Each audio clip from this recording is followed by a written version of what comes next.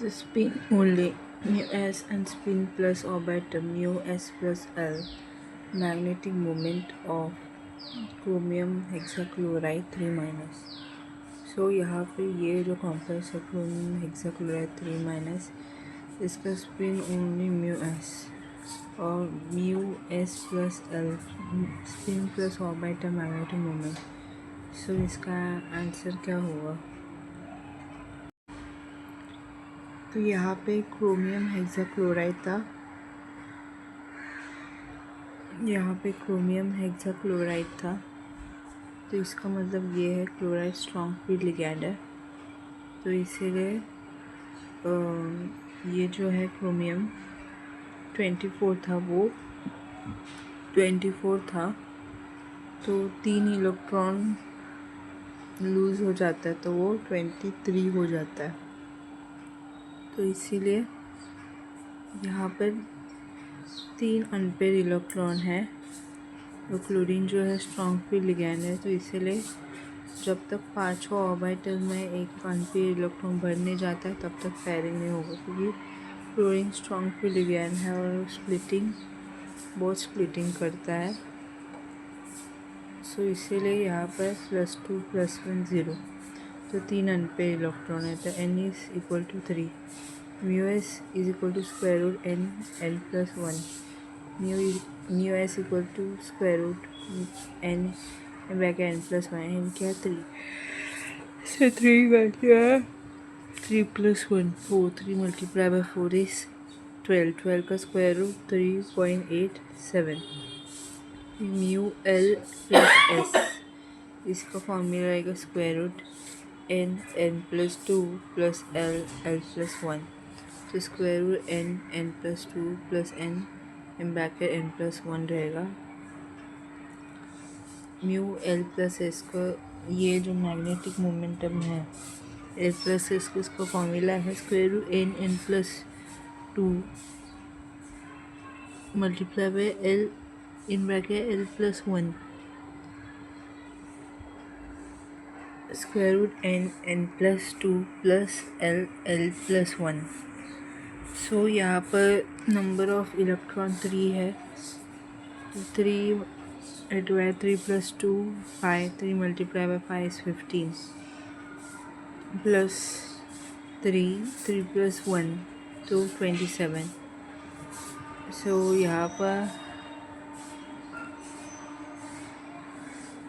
क्या हो जाएगा, यहाँ पे स्क्वायर रूट 27 हो जाएगा। तो स्क्वायर रूट 27 मतलब 5.20 बोहर मैग्नेट्रॉन हो जाएगा। तो म्यू एस 3.87 हो जाएगा और mu L plus S 5.2 Bohr magnetron हो जाएगा। तो यहाँ पर क्रोमियम हेक्साक्लोराइड मतलब क्लोरीन जो है वो स्ट्रॉन्ग लिगैंड फील्ड है, तो स्प्लिटिंग बहुत होता है, तो spin only mu S square root n plus 1 हो जाएगा। म्यू एस प्लस एल का square root n bracket n plus 1 plus l plus square root n plus 2 plus l in bracket n plus 1 हो जाएगा। तो यहाँ पे mu S spin only होगा, spin only magnetic moment होगा, और mu S plus L spin plus orbital होगा magnetic moment. So chromium hexachloride 3 minus का वैल्यू क्या होगा, स्पिन ओनली म्यू एस का 3.87 बोहर मैग्नेट्रॉन, और spin plus orbital mu S plus L का होगा 5.2 Bohr magnetron. The reaction cobalt pentacyano H2O 2 minus react with X to give cobalt pentacyano X 2 plus 2 minus and water। तो ये reaction जो है कौन सा मैकेनिज्म फॉलो करता है? 67 The reaction involved the substitution of water molecule in cobalt pentacyanide H2 2 minus by anion X minus। तो यहाँ पे वाटर मॉलिक्यूल जो इस कॉम्प्लेक्स में है कोबाल्ट पेंटासाइनो H2O में, तो यहाँ पे सब्स्टिट्यूशन रिएक्शन होता है NiOX- के साथ। Since cobalt 3 complex are typically inert and substitution occur slowly, तो यहाँ पर कॉम्प्लेक्स जो है इनर्ट रहता है और सब्स्टिट्यूशन स्लोली होता है। Mechanism is likely to be dissociative D, mechanism जो है वो डिसोसिएटिव कैपिटल डी होता है। In a dissociative mechanism the leaving group H2 depart before the entering group X- attach. तो डिसोसिएटिव मैकेनिज्म में जो वाटर जो है लिविंग ग्रुप वो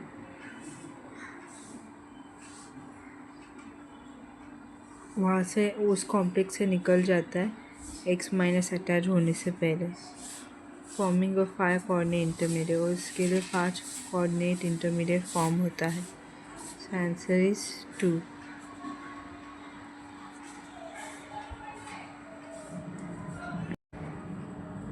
सो 67 का आंसर है 2, डिसोसिएटिव डी मैकेनिज्म्स। तो यहाँ पे हैलाइड एनायन आने से पहले वाटर मॉलिक्यूल निकल जाता है, और ये कब होता है जब डिसोसिएटिव मैकेनिज्म होता है। नेक्स्ट है 68, among the complex K4CrCN6 A, K4FeCN6 B, K3 cobalt CN6 C and K4MnCN6 D, जहाँ Teller distortion is expected in, तो जहाँ टेलर डिस्टॉर्शन किस में एक्सपेक्ट होता है।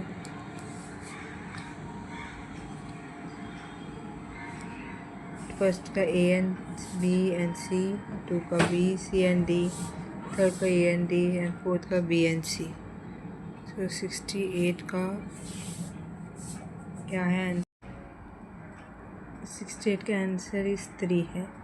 Jahn Teller theorem state that there can not be unequal occupation orbital with identical energies. जो Jahn Teller theorem जो बताता है कि यहाँ पे ऑर्बिटल का अनइक्वल ऑक्यूपेशन नहीं हो सकता है सेम एनर्जी के साथ। To avoid such unequal occupation the molecule distort so that this orbital are no longer degenerate. तो ये अनइक्वल ऑक्यूपेशन को अवॉइड करने के लिए मॉलिक्यूल डिस्टॉर्ट होता है ताकि ऑर्बिटल जो है वो डिजेनरेट ना हो, मतलब 2 अलग अलग एनर्जी लेवल फॉर्म होता है।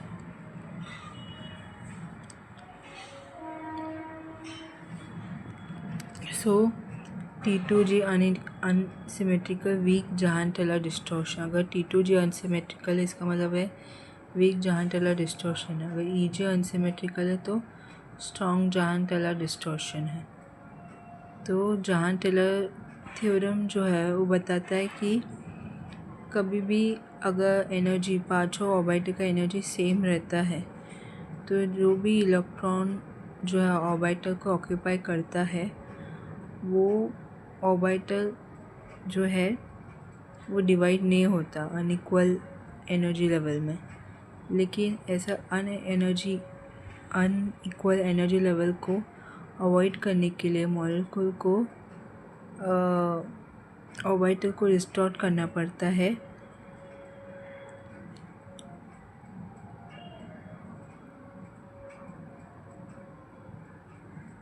मॉलिक्यूल को डिस्टॉर्ट करना पड़ता है कि ऑर्बिटल में सेम एनर्जी ना हो। तो T2G अनसिमेट्रिकल में वीक जहां टेलर डिस्टॉर्शन है, EG में स्ट्रॉन्ग जहां टेलर डिस्टॉर्शन है। तो क्रोमियम जो है यहाँ पे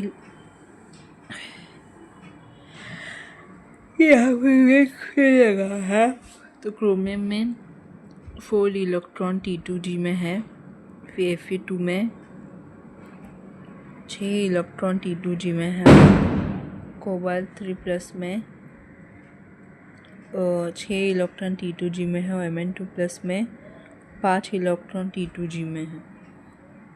तो आंसर इज 3, 68 का 3 आंसर है A एंड D। तो A एंड D क्या है?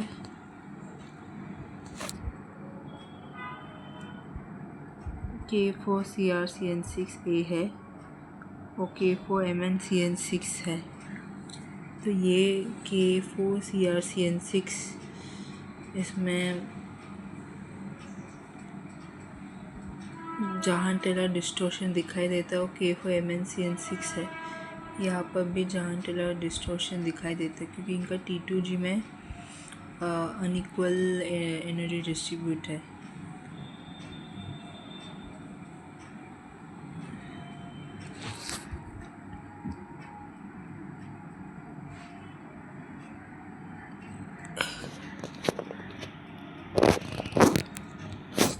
The reductive elimination of aromatic alkyl couple product from A is facile when। तो एक एरोमेटिक अल्काइल का रिडक्टिव एलिमिनेशन कपल प्रोडक्ट जो है ए से फसाइल रहता है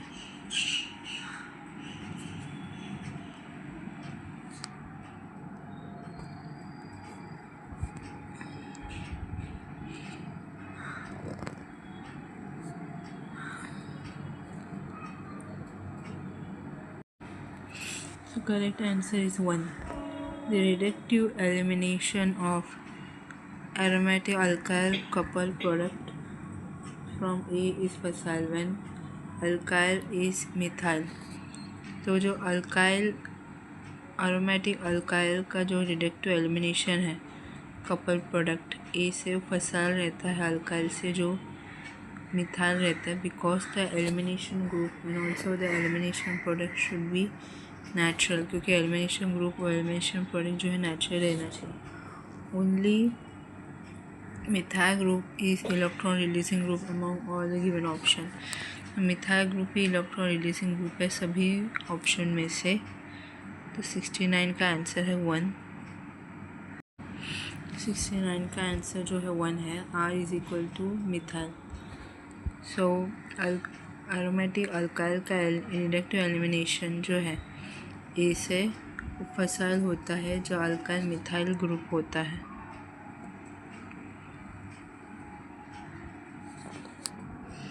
total number of metal ion and the number of coordinated imidazole units of histidine in the active sites of oxyhemocyanin respectively are। तो metal ion का total number, coordinated imidazole unit का number, histidine का, active ऑक्सीहेमोसाइनिन के active site में। तो यहाँ पे ये सब ऑप्शन है। तो करेक्ट आंसर है 70 का।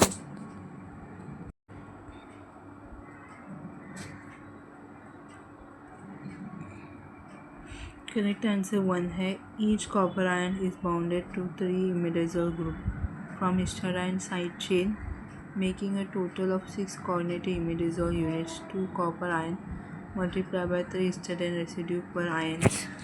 तो हर कॉपर आयन जो है वो 3 imidazole ग्रुप के साथ जुड़ा हुआ है हिस्टिडाइन साइड चेन से।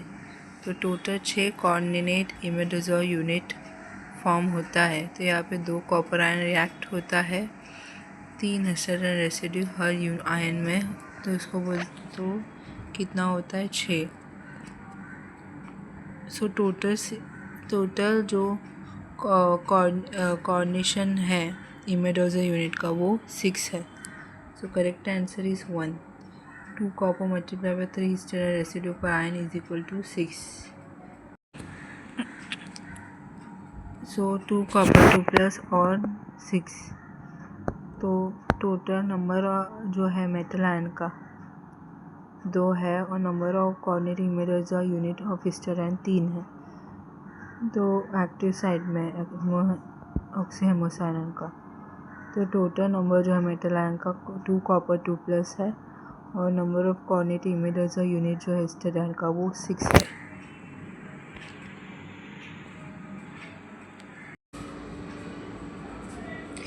Match the action of H2O2 peroxide in aqueous medium given in column A with oxidation or reduction listed in column B। A action of H2O2, B type of reaction।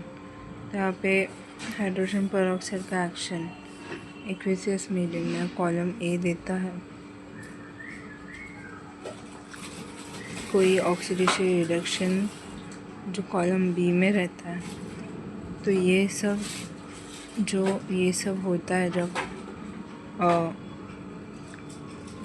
Oxidation जब acid में रहता है तो और H पर oxide देता है तो कौन सा टाइप का रिएक्शन होता है। फिर सेकेंड में ऑक्सीडेशन इन बेस, थर्ड में ऑक्सीडेशन इन एसिड, फोर्थ में reduction in base. So correct answer क्या होगा। सो 71 का आंसर 2 है। Oxidation state decreases, reduction. Oxidation state जो है रिडक्शन को कम करता है। ऑक्सीडेशन स्टेट इंक्रीजेस ऑक्सीडेशन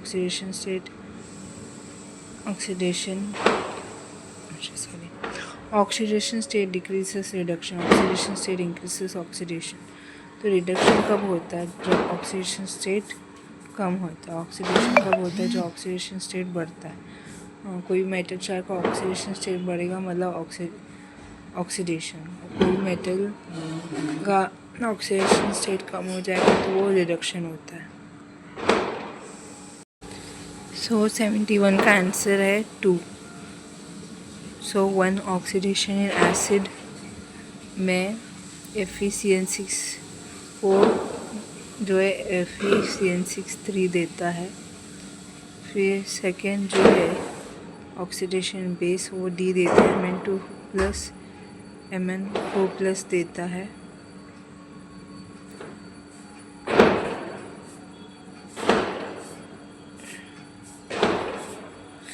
फिर थर्ड रिडक्शन इन एसिड जो है वो Mn4 जो है Mn2 दे देता है।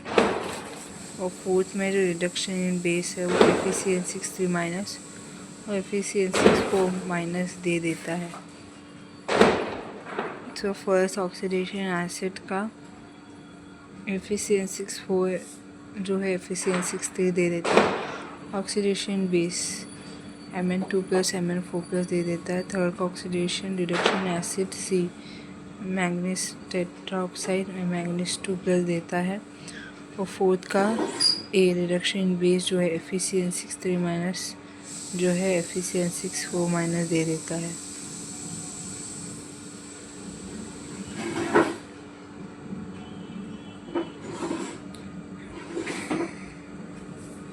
The complex FePHEN2 thiocyanide phen 110 phenanthroline shows spin crossover behavior, crystal phase splitting energy and mu effective magnetic at 250 and 150 Kelvin respectively are FePHEN2 NCS2 complex होता है। फीन 110 फेनेंथ्रोलाइन देता है जो स्पिन क्रॉस बिहेवियर दिखाता है।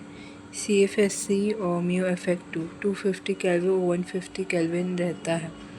सो 72 का आंसर क्या होगा। तो 72 का आंसर 1 है। Temperature dependent magnetic moment at high temperature and high pressure show high spin and low temperature, low pressure show low spin at high spin. So यहाँ पे 72 का आंसर 1 है। तो जो टेम्परेचर डिपेंडेंट मैग्नेटिक मोमेंट है high temperature पर और high pressure जो है वो हाई स्पिन दिखाता है लो टेम्परेचर में, लो प्रेशर जो है लो स्पिन दिखाता है हाई स्पिन में। तो यहाँ पे हाई टेम्परेचर जो है इसमें क्या होता है, मैग्नेटिक मोमेंट टेम्परेचर पर डिपेंडेंट रहता है और लो टेम्परेचर जो है इसमें हाई प्रेशर हाई स्पिन दिखाता है। सो लो प्रेशर जो है वो लो स्पिन दिखाता है हाई स्पिन पर। सो हाई टेम्परेचर रहता है तो magnetic moment and temperature dependent रहता है।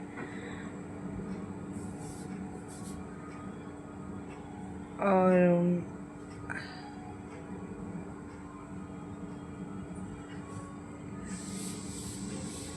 हाई प्रेशर पे हाई स्पिन रहता है, लो temperature low pressure low spin दिखाता है।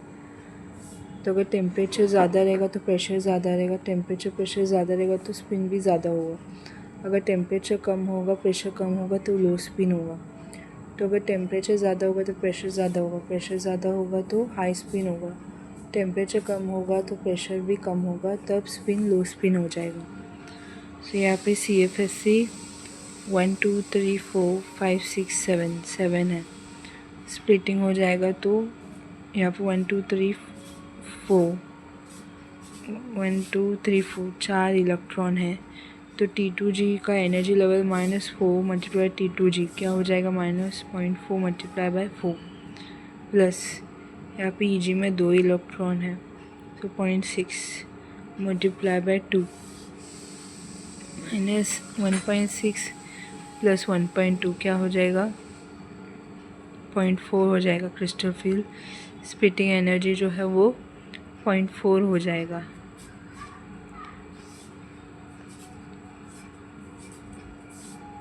यहाँ पर n जो है वो 4 हो जाएगा। Square root n +2, n+2 is 4 + 2 is 6 multiply by 4 is 8, तो 8 का स्क्वायर रूट 4.9 हो जाएगा। तो ये किस में होता है, हाई स्पिन पे। तो हाई स्पिन में क्या होता है, हाई स्पिन में पेयरिंग होता नहीं, तब तक पेयरिंग होता नहीं जब तक पाँचों इलेक्ट्रॉन में जब तक अनपे इलेक्ट्रॉन भरता नहीं है। पाँचों ऑर्बिटल्स में जब तक 5 अनपे इलेक्ट्रॉन भरता नहीं है तब तक पेयरिंग नहीं होता। और जब अनपे इलेक्ट्रॉन पूरा भर के हो जाता है तब लो एनर्जी से पेयरिंग स्टार्ट होता है। और हाई स्पिन मतलब वीक फील्ड लिगैंड की वजह से ये स्प्लिटिंग होता है। फिर लो स्पिन में क्या होता है, यहाँ पे ना सबसे पहले इलेक्ट्रॉन का पेयरिंग होता है। तो इधर 6 इलेक्ट्रॉन है। तो लो स्पिन कब होता है, जब स्ट्रॉन्ग फील्ड लिगैंड होता है।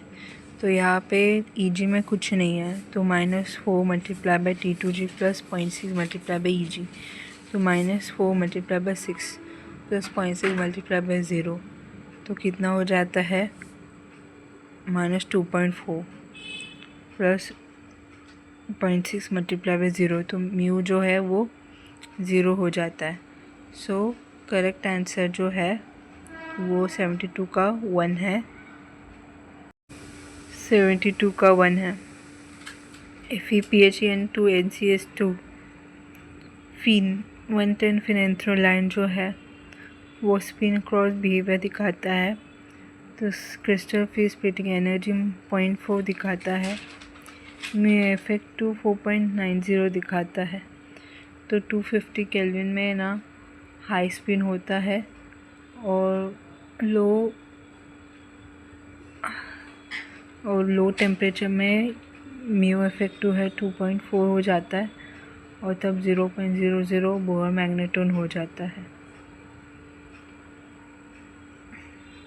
तो हाई टेम्परेचर होता है तो हाई स्पिन में वीक फील्ड लिगैंड का क्या है कि जब तक पाँचों ऑर्बिटल में इलेक्ट्रॉन बढ़ने जाता है तब तक पेयरिंग नहीं होता। जब पाँचों ऑर्बिटल में 5 अनपेयर इलेक्ट्रॉन आ जाते हैं तब पेयरिंग स्टार्ट होता है T2G लेवल से।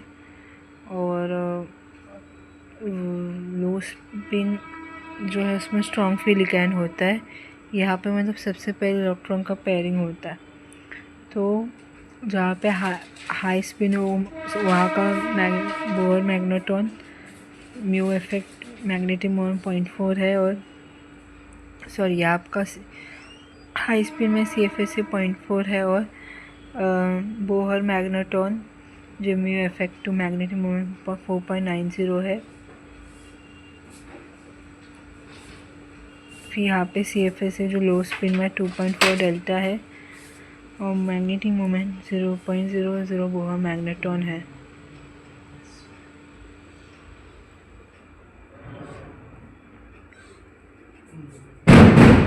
Oxidation power of chromium tetraoxide 2- manganese tetroxide 2- and Fe tetroxide 2- follow करता ऑर्डर को।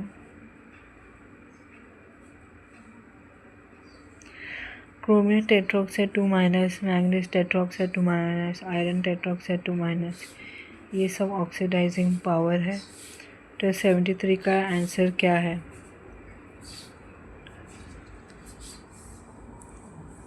तो यहाँ पर ऑक्सीडेशन नंबर जितना ज़्यादा होगा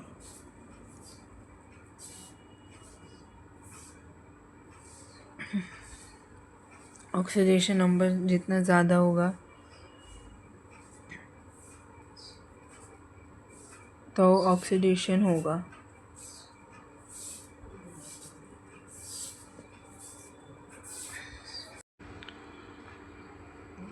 आंसर इज 1।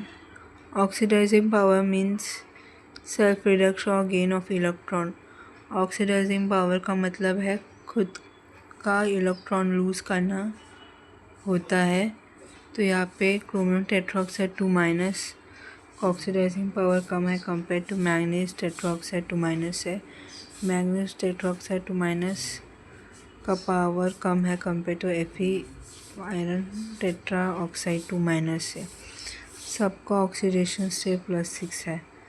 तो यहाँ पे ऑक्सीडाइजिंग पावर मतलब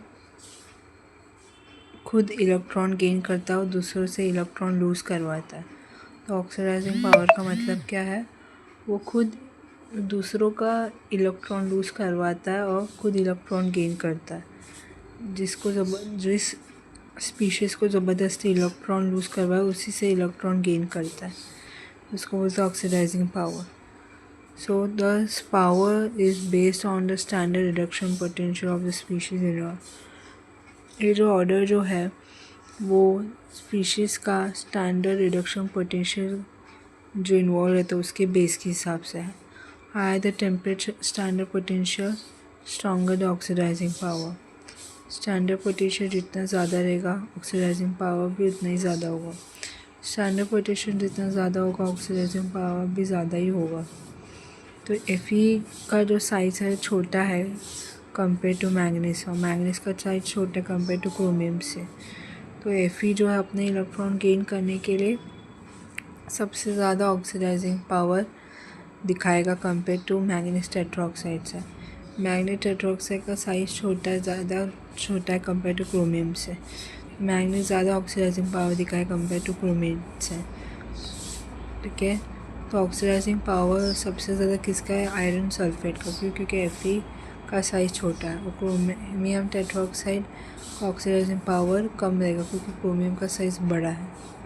ठीक है, और ये स्टैंडर्ड रिडक्शन पोटेंशियल के ऊपर बेस्ड है। जिसका स्टैंडर्ड रिडक्शन पोटेंशियल ज़्यादा होगा उसका ऑक्सीडाइजिंग पावर भी स्ट्रॉन्ग हो जाएगा। तो 73 का आंसर है 73 का आंसर 1 है। सो क्रोमियम टेट्राऑक्साइड का ऑक्सीडाइजिंग पावर कम है मैंगनीज टेट्राऑक्साइड 2 माइनस से। मैंगनीज टेट्राऑक्साइड 2 माइनस का ऑक्सीडाइजिंग पावर कम है compare to iron tetroxide 2 minus से। तो आयरन टेट्राऑक्साइड 2 माइनस का ऑक्सीडाइजिंग पावर ज़्यादा कंपेयर टू मैंगनीज टेट्राऑक्साइड से। मैंगनीज टेट्राऑक्साइड का ऑक्सीडाइजिंग पावर कम है कंपेयर टू क्रोमियम टेट्राऑक्साइड से। तो 73 का आंसर जो है 1 है। Using crystal field theory, identify from the following complex ion that show same mu effect spin only value। तो यहाँ पे क्रिस्टल फील्ड थ्योरी यूज़ करना चाहिए जहाँ पे कॉम्प्लेक्स आयन में से देखना चाहिए कि कौन सा complex ion same spin value दिखाता है। COFA6 3 minus, iridium hexachloride, FeS2O6 2+। So carbon monoxide in +3 oxidation with halogen show high spin। So according to crystal field theory, so cobalt जो है +3 ऑक्सीडेशन स्टेट दिखाता है क्योंकि वो हैलोजन के साथ है। तो ये जो है कोबाल्ट हाई स्पीड जो वीक फील्ड लिगेंड है। वीक फील्ड लिगेंड में क्या है? 5 ऑर्बिटल में 5 अनपेयर इलेक्ट्रॉन भरना चाहिए तब भी उसके बाद वो पेयरिंग करेगा। तो 4 अनपेयर इलेक्ट्रॉन प्रेजेंट है, 1 2 3 4 5 6, इधर 27 है लेकिन 3 इलेक्ट्रॉन है तो इसीलिए ये 6 हो गया। सो 4 अनपेयर इलेक्ट्रॉन प्रेजेंट है। Fe+2 oxidation state show high spin, और Fe2+ जो है वो हाई स्पिन दिखाता है। देखो हैलोजन जो है वो वीक फील्ड लिगैंड है, सो ये हाई स्पिन कॉम्प्लेक्स दिखाएगा। Fe+2 का ऑक्सीडेशन स्टेट हाई स्पिन है।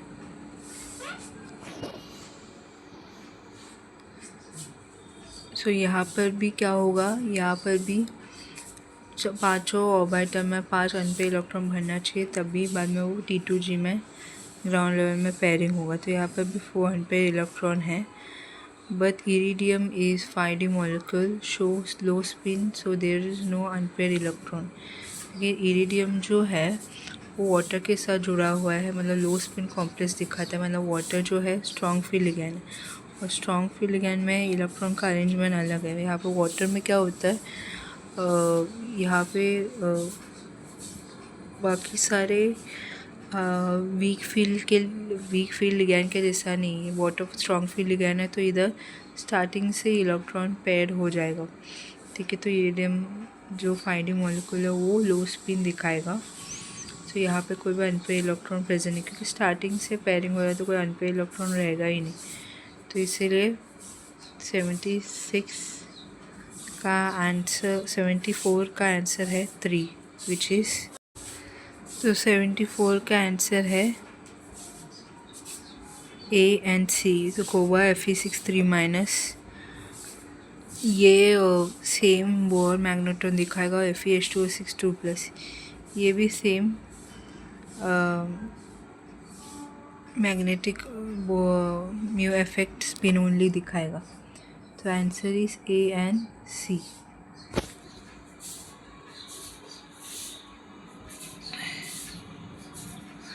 Identify the complex ion in a sequential order when ferroin is used. Identify the complex ion in sequential order when ferroin is used as an indicator in the titration of iron with the potassium dichromate Phen-110 phenanthroline। तो यहाँ पे complex ion identify करने की ज़रूरत है sequential order में। तो फेराइन ये जो इंडिकेटर यूज़ होता है आयरन के टाइट्रेशन में पोटेशियम डाइक्रोमेट के साथ। फिन जो है 110 फेनेंथ्रोलाइन है। तो ये ऑप्शंस है।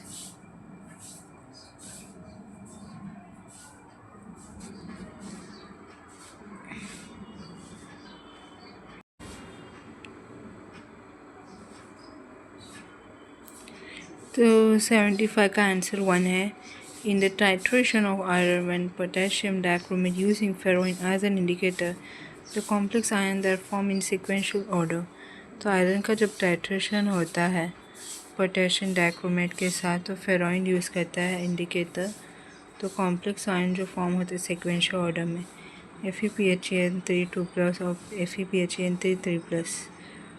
यहाँ पर इंडिकेटर फेरोइन जो है रेड वायलेट कॉम्प्लेक्स फॉर्म करता है आयरन के साथ।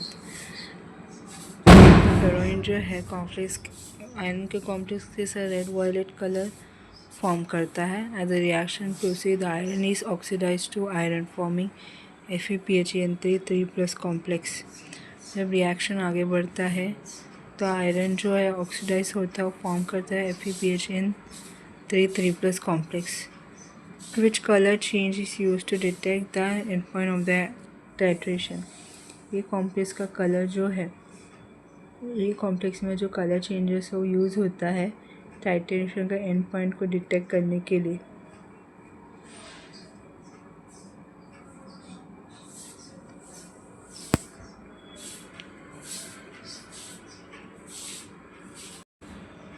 सेवेंटी-फाइव का आंसर 1 है।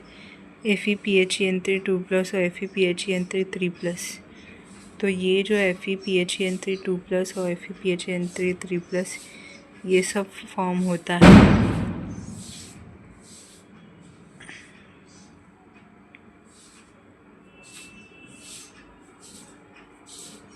Among the following species expected to show fluxional behavior, निकर टेट्राक्लोराइड 2 माइनर टेट्राहेड्रल है। आयोडीन पेंटाफ्लोराइड जो है पेंटागोनल बाइपिरामिडल है। कोबा हेक्साफ्लोराइड ऑक्टाहेड्रल है। डी आयरन पेंटा कार्बन मोनोऑक्साइड ट्राइगोनल बाइपिरामिडल है। 1 BNC, second BND, third CND, DND। तो यहाँ पर ये स्पीशीज जो है फ्लक्शनियल बिहेवियर दिखाता है।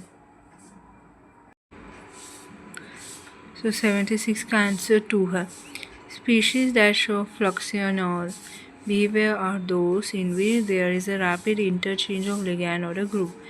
तो कोई भी स्पीशीज फ्लक्शनल बिहेवियर तभी दिखाता है जब यहाँ लिगैंड या फिर ग्रुप का रैपिड इंटरचेंज होते रहता है।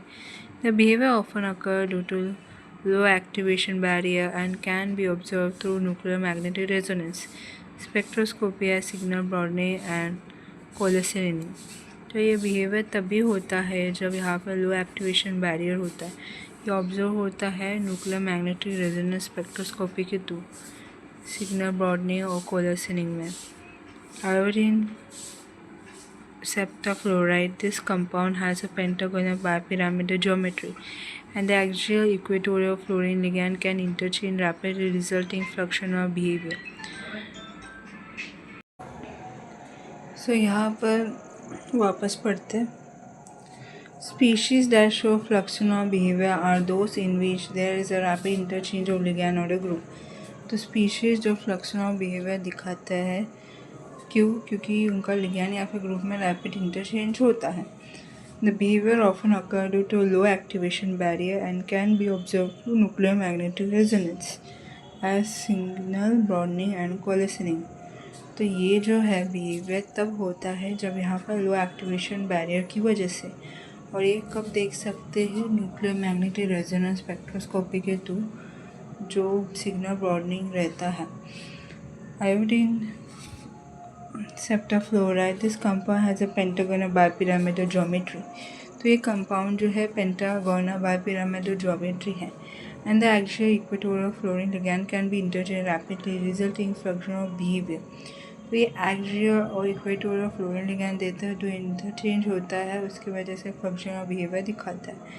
Iron penta carbon monoxide, in this compound the carbon monoxide ligand can undergo rapid interchange between axial equatorial position liquid leading to fluxional behavior। तो आयरन पेंटा कार्बन मोनोऑक्साइड कंपाउंड है। यहाँ पे carbon monoxide ligand जो है rapid interchange में चला जाता है एक्सियल और इक्वेटोरियल पोजीशन के बीच में, जिसकी वजह से फ्लक्शनल बिहेवियर होता है।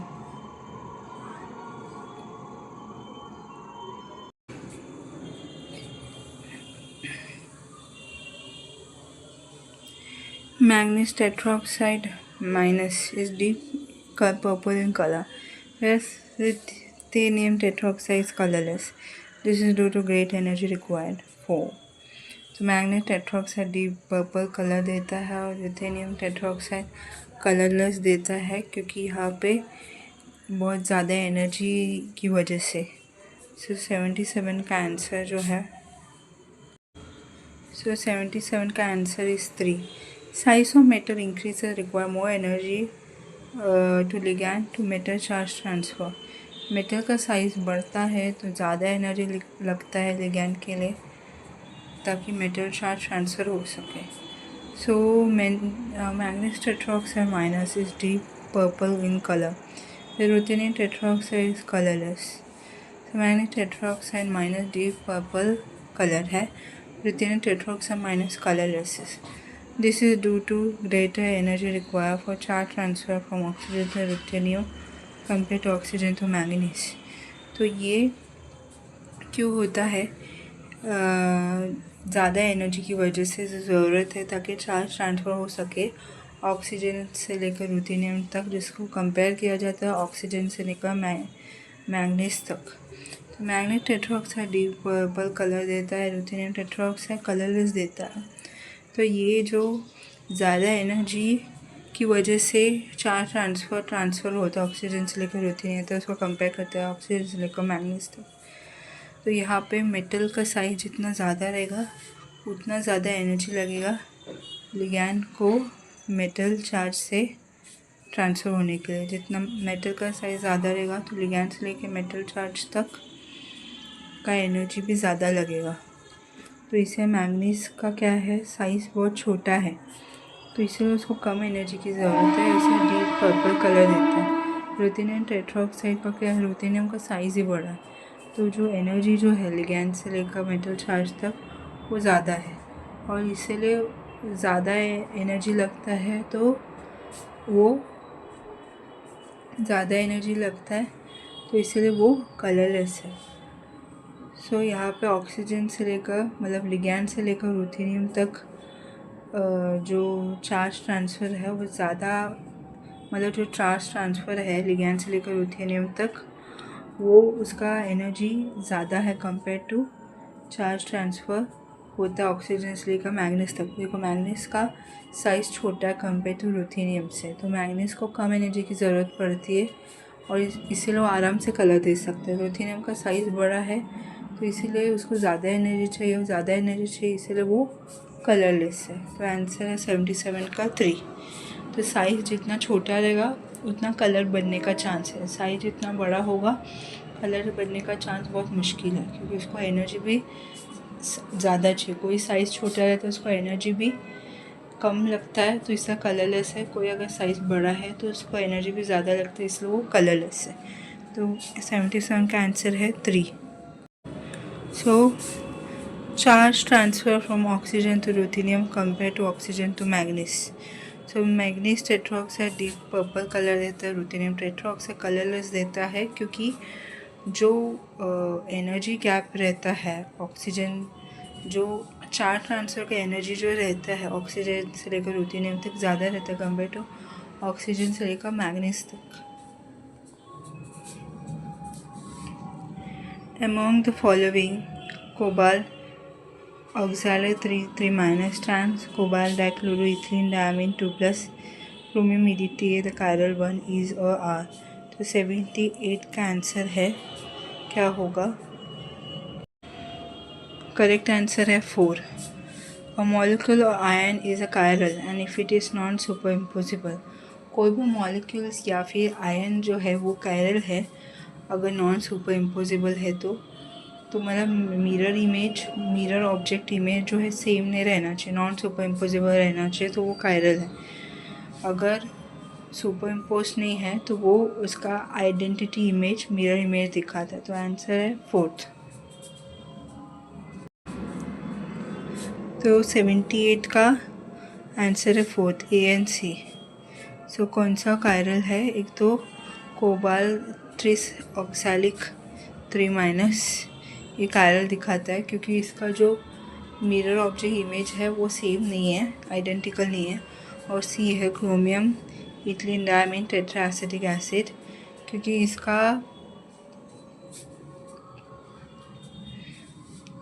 इसका जो है ऑब्जेक्ट मिरर इमेज वो भी सेम नहीं है। और तो इसीलिए A एंड C जो है वो कायरल है और B नहीं है क्योंकि B जो है वो आइडेंटिकल इमेज दिखाता है तो B अकायरल है। 79।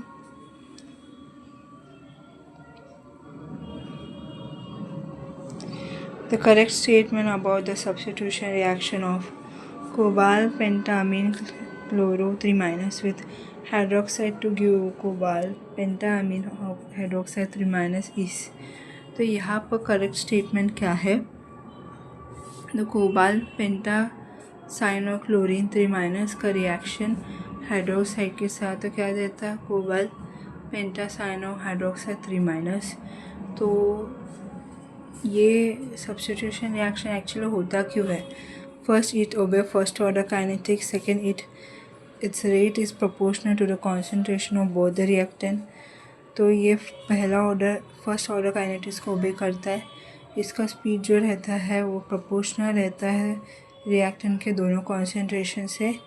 थर्ड ये nuclear substitution conjugate base mechanism follow करता है। It's rate is dependent only on the concentration of H-। इसका स्पीड डिपेंड होता है हाइड्रोक्साइड आयन का कॉन्सेंट्रेशन के ऊपर। तो 79 का आंसर क्या होगा? यहाँ पे रिएक्शन जो है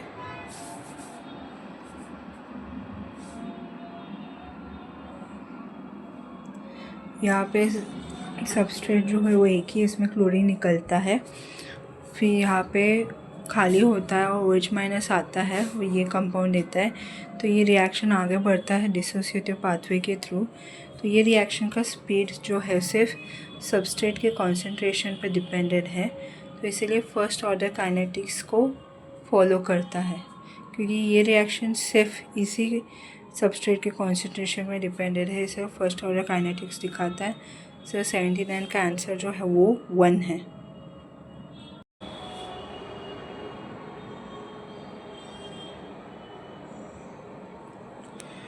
तो it obey first order kinetics. तो कोबाल्ट पेंटा साइनोक्लोरीन रिएक्ट होता है OH माइनस के साथ और कोबाल्ट पेंटामीन हाइड्रोक्साइड कॉम्प्लेक्स देता है, और ये फर्स्ट ऑर्डर काइनेटिक्स देता है, क्योंकि ये रिएक्शन सिर्फ इसी कॉम्प्लेक्स का कॉन्सेंट्रेशन पर डिपेंडेंट है, इसे फर्स्ट ऑर्डर काइनेटिक्स दिखाता है। नेक्स्ट है the aqueous chromium 2+ effect, 1 electron reduction of cobalt NH35Cl2+, giving compound Y. Compound Y undergo rapid hydrolysis. Y is तो क्रोमियम 2+ का इफेक्ट, एक इलेक्ट्रॉन रिडक्शन कोबाल्ट पेंटामीन क्लोरीन 2+ का, वो Y कंपाउंड देता है। तो कंपाउंड Y जो है वो रैपिड हाइड्रोलिसिस में चला जाता है। तो Y क्या है? Y क्या है? तो 80 का आंसर क्या होगा? सॉरी, तो यहाँ पे कोबाल्ट NH35Cl2+ रिएक्ट करता है क्रोमियम हेक्साइको के साथ। तो NH35 cobalt chlorine chromium H2O5 देता है, कोबाल्ट NH35 और क्रोमियम H2O5Cl2+ देता है, और कोबाल्ट H2O6 देता है। सो रिएक्शन जो है वो 1 होता है। सो यहाँ पर कोबाल्ट पेंटामीन 2+ देता है, तो यहाँ पे क्लोरीन निकल जाता है, वाटर का मॉलिक्यूल निकल जाता है, तो कोबाल्ट पेंटामीन 2+ ये Y फॉर्म होता है। नेक्स्ट है 81, 3 electronic transition eight 14,900, 22,700, 34,400 per centimeter are observed in the absorption spectrum of chromium hexafluoride। तो ये इलेक्ट्रॉनिक ट्रांजिशन का अलग अलग पीक में ये क्रोमियम हेक्साफ्लोरीन का अब्जॉर्प्शन स्पेक्ट्रम दिखाई देता है। तो डेल्टा 0 वैल्यू पर सेंटीमीटर कॉरस्पॉन्डिंग ट्रांजिशन जो रहेगा, तो डेल्टा 0 का वैल्यू पर सेंटीमीटर और ट्रांजिशन जो रहेगा वो क्या हो जाएगा? 81 का। तो यहाँ पे 4F, तो ये जो है फ्रीक्वेंसी यहाँ पे 14,900 पर सेंटीमीटर रहेगा, फिर सेकेंड फ्रीक्वेंसी में 22,700 पर सेंटीमीटर होगा, और थर्ड फ्रीक्वेंसी में 34,400 पर सेंटीमीटर। तो 4F में A2G, T2G, T1G, और यहाँ पर 4P में T1G होगा। तो A2G से लेकर T2G तक μ1, A2G से लेकर T1G तक μ2, A2G से लेकर T1G तक μ3। सो करेक्ट आंसर रहेगा 81 का, वो है 2।